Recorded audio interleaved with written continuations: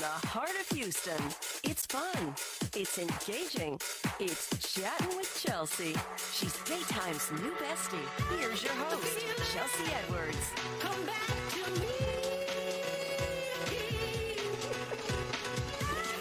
Hey, besties. Thank you for joining me for another Chattin' with Chelsea. I'm your daytime bestie, Chelsea Edwards. All right, take a breath. This has been a wild election season from assassination.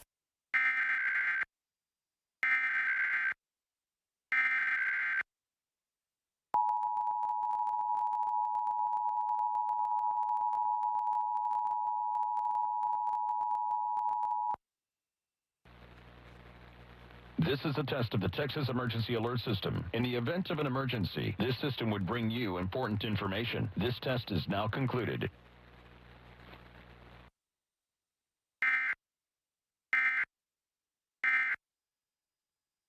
Without putting them up because you don't like loose candidates. You like, okay, all right, so we're gonna do all that. But first, did you get your I voted sticker already? Because you're gonna need it to get into Michaela's party. Let me see. You're good. Welcome in. That's what I like to see. Come on in. What is that? It's my I voted sticker. That's not real. Yes, it is. Then why doesn't it look like the rest of them? Well, my polling location was trying out this new homemade create your own Do thing. you think I'm stupid? I don't know if I should answer that. It's not cool to not vote, but it's even not cooler to pretend you voted. In the 2020 election, young people showed up in record numbers, and yet still only 50% of us who were eligible actually voted. Come back when you've actually voted. But Gerald, what are you doing here? I voted. Excuse me. No. Well, I swear it's real. I know it's real. I just don't like you. Good job, though. Okay, that has to be some kind of party for you to need an I voted sticker to get in. We want to get into that party, right? So joining me now, former Houston City Council member Amanda Edwards. You're also a community leader. No affiliation. You're not running for anything at this time, but you're here to guide us through the election process because a lot of times people disregard it and think that their vote is not important, but it is. Absolutely. And first of all, let me say thank you for extending your platform to have this conversation, because being civically engaged, being politically active is a part of how you get what you want in your community in terms of outcomes and results. And so making sure that people have the information that they need is essential. Yes, and so you've had a political career for quite some time, and also being a minority, being a black woman in that. How has that battle been, I can imagine? Oh, there are several times where there are assumptions drawn based on your gender or based on your race. And what I've always said to people is that it doesn't matter what someone else's limited perspective is of you, as long as you don't allow that to become your own limited perspective of yourself. And it's important in leadership, especially because you'll get told you're too young, you're too this, you're too that.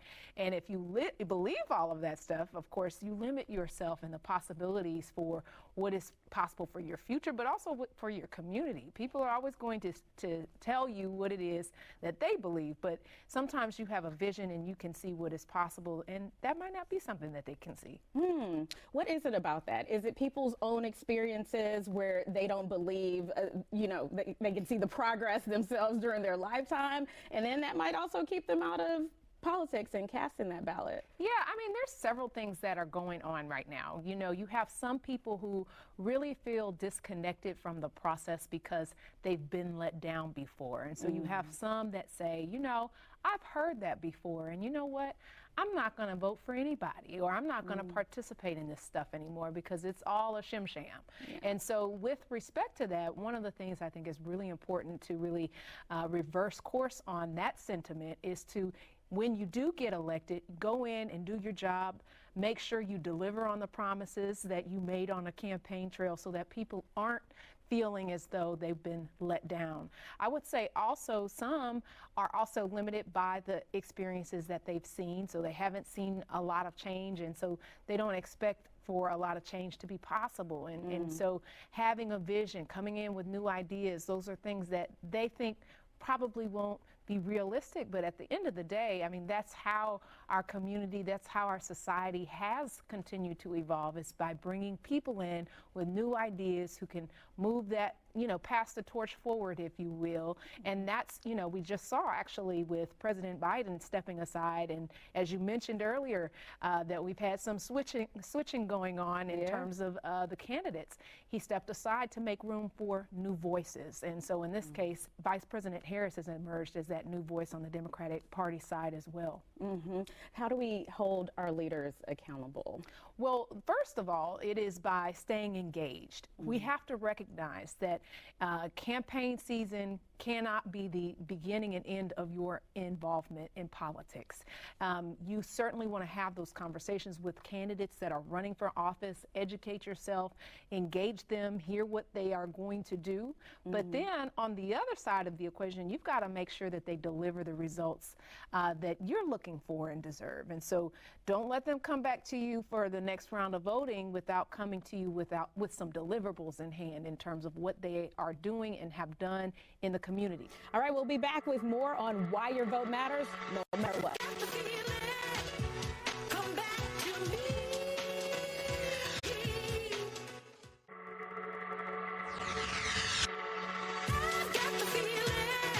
We are back with political thought leader Amanda Edwards. All right, as I mentioned, a lot happening this season.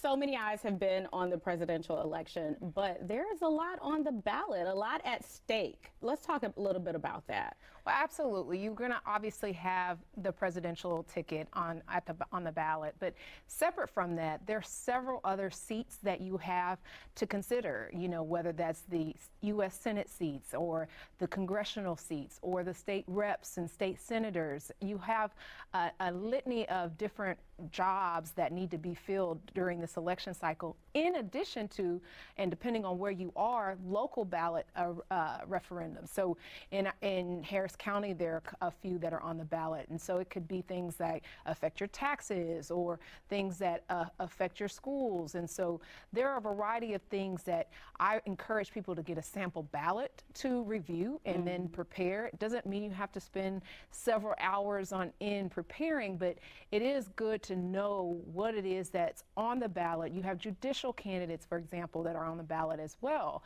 And that affects people on a day-to-day basis as well. So I encourage people to take a look, get a sample ballot, and then, of course, make informed decisions. There are groups like the League of Women Voters that often depict what it is that you need to know about, you know, in a neutral way, what you need to know about some of the things that you might be voting for as well. So that's one way to kind of do your research, pull the ballot. You can do that, and if you're in Harris County, for example, you can do that at harrisvotes.com. Okay, so I know that's a barrier for people. They feel like they have to spend hours upon hours doing their research if they want to vote responsibly, especially when it comes to like those judicial races. Like we see the commercials, don't vote this way, vote this way. Yeah. But we want to know like the history of these judges or these local seats. So you mentioned the League of Women Voters. Are there other sources people can look at where they're not having to spend all day, but they're getting a real feel for the candidates? Yeah, League of Women Voters actually covers all of these different roles. I know the name is a little bit misleading in terms of it might sound like it's just for women, but it's actually, it covers a wide array and it's neutral. So I recommend that just for people who don't feel comfortable in the partisan space or what have you, trying to find a more neutral source or see-through organization. So that's a good way to do that. Also, check websites. If the candidate doesn't have a website, then, you know, you can't get any information on them. But, you know, generally speaking, you can also check websites and find out more information there too. Sometimes you can find, depending on the actual position, that there could be an endorsement from your local newspaper, for example. So it depends on the race. It's not going to be every single race, but a lot of the big ones will have endorsements, and then they explain or provide their rationale as to why they might have endorsed a candidate or not. Also, I would say talk to people in your surroundings that have familiarity with the political process. There's usually one in every family that seems to be in the know, and people go ask, well, what about this? And I get a barrage of text messages during campaign season. And you're like, You're that family member. Yeah. and so, well, what am I supposed to do about this? Or is this good or this bad? Particularly when it comes down to issues that are ballot propositions. Yes. And so people don't have the background. And so read an article or two, Google it. You'll be able to find a little bit of stuff. But it really should not take you an extreme amount of time. I think that's a misnomer. People think it's going to take forever. And it's just like you go and Google anything else. You know, you're just simply, in this case, you've got a sample ballot. You've pulled that sample ballot. You know which one's stuff that you're not comfortable with on your own. And then that's what you go do a little Googling on, and also check out League of Women Voters, and you'll get to the right answers. Yeah, and you can take it, like, you don't have to memorize everything. No. You can take notes and all that with you. Absolutely. Okay, that is very helpful. Yeah. All right, let's get to the Electoral College. Every presidential election, people are like, I don't really know how this works. How do you lay it out in the simplest of terms? So I think some people believe that because you have the Electoral College, their vote won't matter. Right. Let's say, as an example, let's say you're a Democrat and you live in a red state. And so you say, well, what's the point of me casting my vote because it's going to be, you know, I'm in a solid red state, it doesn't matter. Well, several reasons. It matters for several reasons. One, there's several things on the ballot that you need to be voting on. Second, and this other piece is, the margins in terms of victories and losses matter in terms of where resources go from an investment standpoint. So sometimes you'll see that when states are viewed to be competitive, right now we're looking at these, what they call swing states, and they've identified target states. All kinds of resources are being pumped into those swing states to ensure that those swing in a particular direction, whether it's red or blue. And so in those examples, it's because the margins are close enough. And so when you get to a space where you understand that when you are participating and pulling those margins more closely, then the investment in terms of turning out those voters actually becomes much more likely. So it's something that is a very insider baseball, behind the scenes politics thing to know, but that's the reality of what helps flip states. So remember when Georgia flipped. Now, Georgia flipped blue, and it was at one point very solidly red.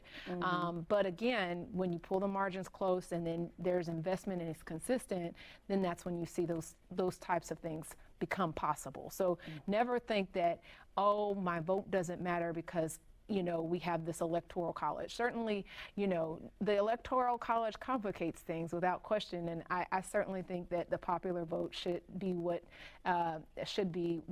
actually makes the end outcome possible. But at this point in time, that's not where we are. But it does matter what the margins are with regard to investment in your state in order to get your state in a position to swing in a different direction. Are there any minority groups, whether, you know, race or gender, that we're really looking at, that we're begging to go out and vote because they could swing the vote? Yeah, I mean, absolutely. Every vote is going to matter. You've heard time and time again how much emphasis is being placed on different demographics, whether it's the percentage of the black male vote, or if it's the percentage of the black female vote, or the Latina vote. You know, we can go down a long list. All of those margins matter in terms of those percentages to build what they call a base of support. And so when you have your base of support turning out, then that's what gives you the math in order to win. And so when your base stays at home, then you're in trouble. Now, of course, there's what they call persuadable voters, right? And that is, those are some of the people in the middle. They might be independent. They might not identify with a party. They might not, all of the things. And so there's also a competition going on at the very same time to appeal to those who might be undecided because they find themselves feeling like they're indifferent or in the middle or don't really identify with one or the other candidates. So that's also something that happens. But every vote is going to count, and you see that, you know, breaking down in terms of issues. You're seeing women's rights, women's reproductive rights become a front and center issue this election cycle because there are strong opinions with respect to that, and it's influencing where women are going in this election cycle. So, you know, that's why you've heard so much messaging influencing around women's reproductive freedom and reproductive rights is because that has something that's influencing voter behavior. So you're going to continue to see that. All right. I hope y'all heard that loud and clear. Your vote counts. Your if vote nothing else, your vote counts. All right. Yes. We'll be back after this commercial break with how to talk to those family members who you disagree with when it comes to politics. We'll be back.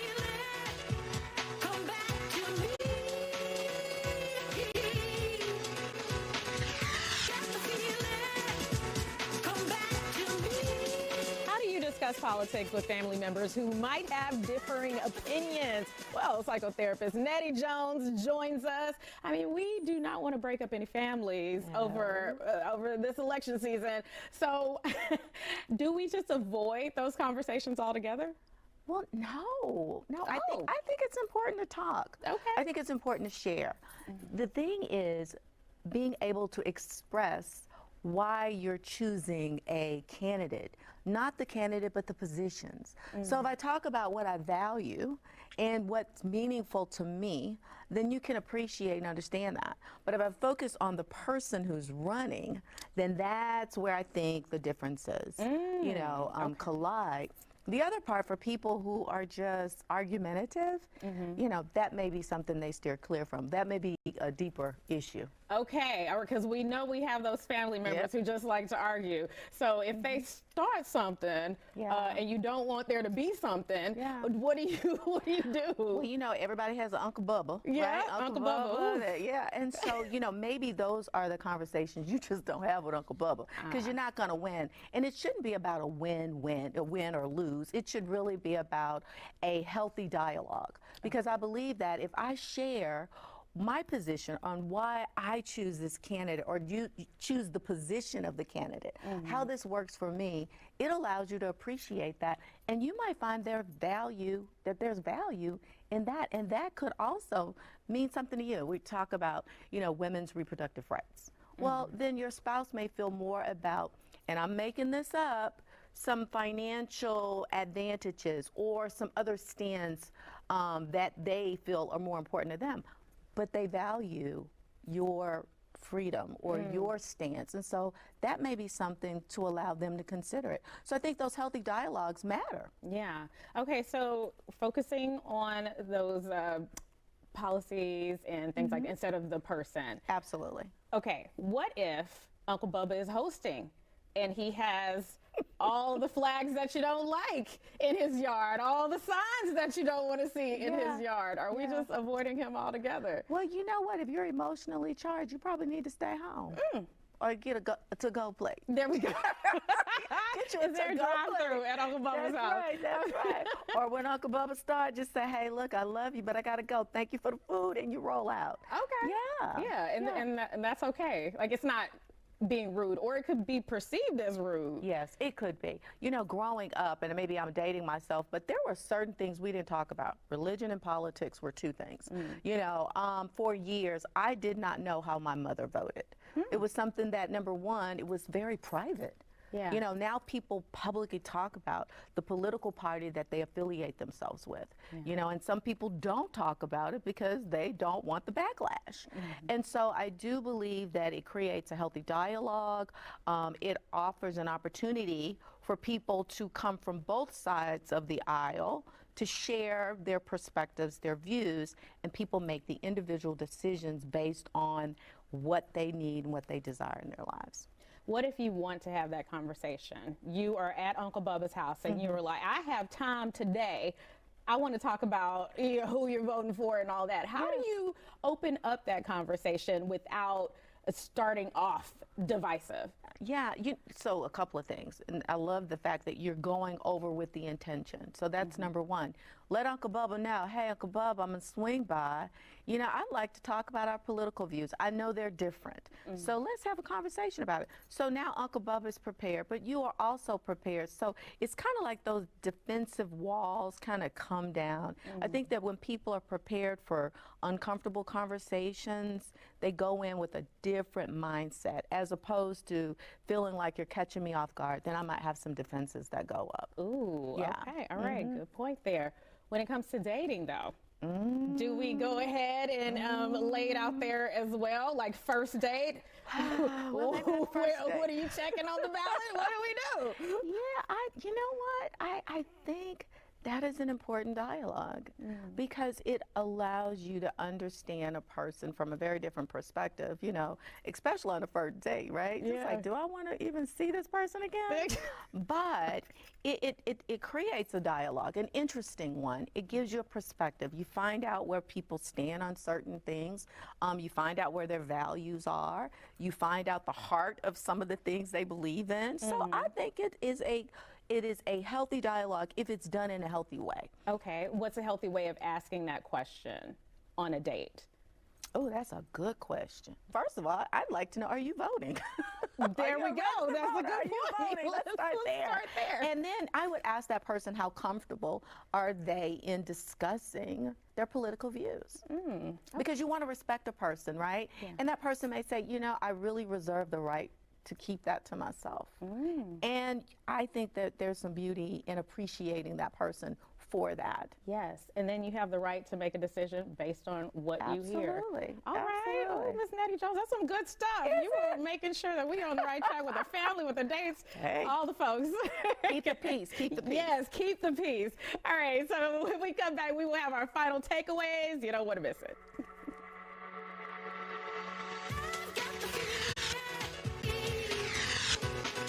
I want to thank our guests, Amanda Edwards and psychotherapist Nettie Jones, for joining me, making sure we get to the polls and stay together.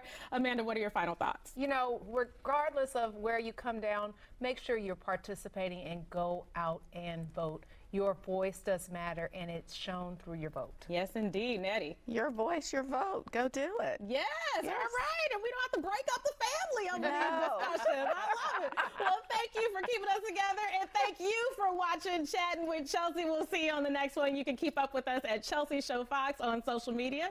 We'll see you next time. Go vote.